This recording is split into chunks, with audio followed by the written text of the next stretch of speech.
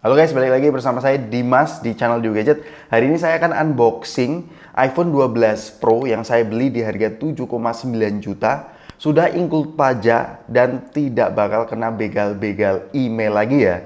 Jadi kita akan inspeksi bagaimana kondisi barangnya, kemudian spesifikasinya dan hasil kameranya. Dan ditambah sedikit tips apa saja sih yang perlu diperhatikan sebelum membeli iPhone second. Yuk kita pindah di kamera yang paling atas. Tapi sebelumnya kita bumper terlebih dahulu. Jadi ceritanya kok bisa murah banget sih saya membeli iPhone 12 Pro ini. Karena saya membeli iPhone 12 Pro ini di Malaysia ya teman-teman. Dan kalau teman-teman belum tahu, di Malaysia itu harganya di sekitar 7,8 sampai 8,5 jutaan. Jadi ini saya beli, ini bukti notanya 2.289 ringgit Malaysia. Kalau dirupiahkan itu sekitar 7,8 plus ditambah pajak itu sekitar 90.000. Jadi total kalau temen hand carry itu sekitar 7,9 juta aja. Tapi karena saya just tip, maka saya membayar jasa titip dari teman saya yang membawa dari Malaysia ke Indonesia. Dan jelas anti begal-begal ya, karena ini melalui jalur resmi ya. Jadi ini adalah isi dalam boxnya. Saya tidak terlalu berharap HP second itu ya, kalau enggak aksesorisnya OEM ya boxnya juga OEM. Dan tidak ada keterangan sama sekali ya untuk emailnya. Jadi kita kesampingkan terlebih dahulu. Kita langsung inspeksi kondisi fisiknya seperti apa. Untuk fisiknya di bagian kiri aman, nggak ada scratch sama sekali. Di bagian kanan ya juga aman. Kemudian di bagian bawah itu ada stiker warranty dari tokonya. Cuman di bagian atas ini ada kayak bekas goresan gitu ya, tapi nggak apa-apa sih, ini kayak bekas pemakaian wajar. Secara fisik ya sekitar 95% sih. Kemudian dari kerapatannya juga tidak ada bekas lem atau part yang kayaknya pernah diganti, jadi aman untuk fisiknya.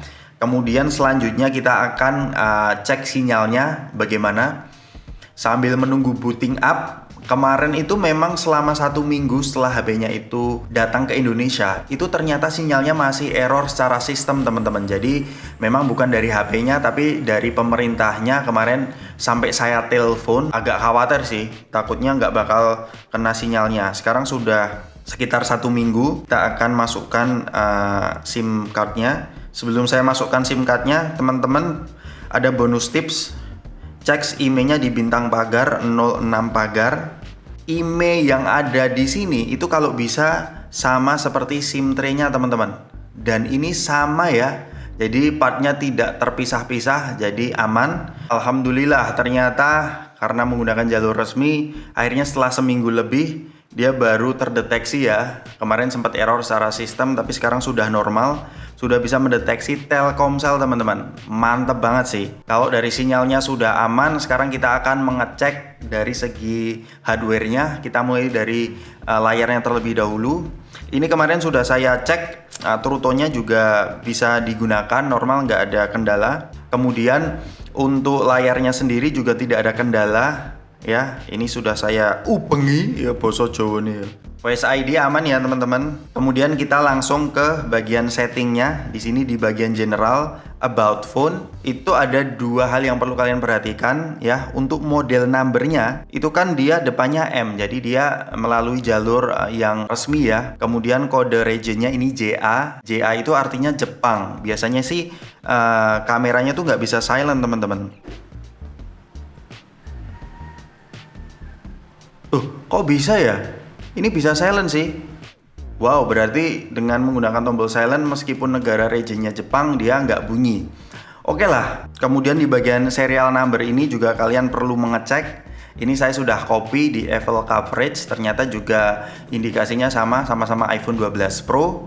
Kemudian selanjutnya kita akan mengecek bagian baterainya. Baterai health-nya berapa sih?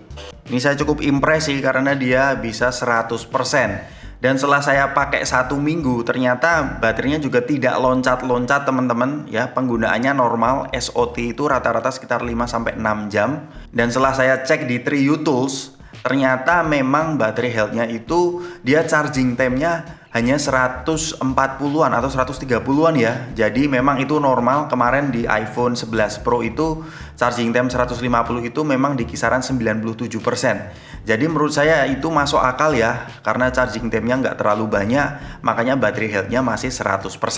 Jadi so far bagus ya dari segi fisiknya, kemudian kondisi HP-nya itu sendiri. So far so good, 98% lah. Kecuali ininya tadi ya. Kemudian untuk speknya, kita akan mulai terlebih dahulu dari layarnya. Dia menggunakan layar Super Retina XDR OLED dengan diagonal 6,1 inci, namun refresh rate-nya masih 60 Hz, HDR10 Plus, dan sudah mendukung Dolby Vision. Dan proteksi layarnya menggunakan ceramic shield. Kemudian untuk kecerahan maksimalnya dia bisa mencapai 1200 nits. Kemudian untuk dapur pacunya dia menggunakan A14 Bionic dengan fabrikasi 5 nanometer dan sudah mendukung 5G. Dan varian yang saya ambil ini 6128 ya. Kemudian GPU-nya sudah 4 core dan baterainya 2815 mAh. Untuk hasil Antutunya seperti ini di 670-an ribu ya. Untuk fitur-fiturnya ya jelas, iPhone itu kan lengkap banget seperti NFC, wireless charging, stereo speaker, dan sudah mendukung 5G. Untuk stereo speakernya kita akan cek apakah ada kendala atau tidak.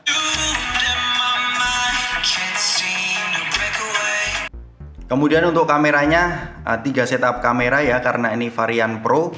Dan mulai dari 12 Pro itu sudah ada LiDAR sensornya seperti ini ya. Untuk resolusinya ketiganya sama-sama 12 megapiksel. Untuk selfie-nya sudah mendukung 12 megapiksel dan ada lensa ultrawide-nya. Jadi kita bisa switch seperti ini.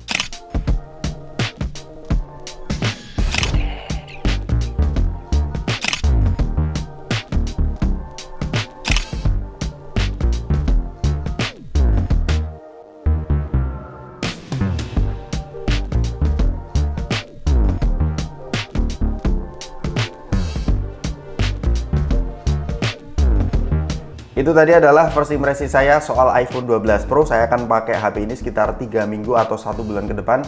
Bagaimana dengan kondisinya baru saya jual melalui Tokopedia saya ya. Jadi stay tune di channel Dewi Gadget. Bagi teman-teman yang suka dengan konten ini, monggo silahkan like, share, dan subscribe. Jangan lupa untuk nyalakan notifikasi juga agar bisa mengetahui informasi pergadgetan di channel ini ya. Jadi jangan lupa untuk nyalakan notifikasi.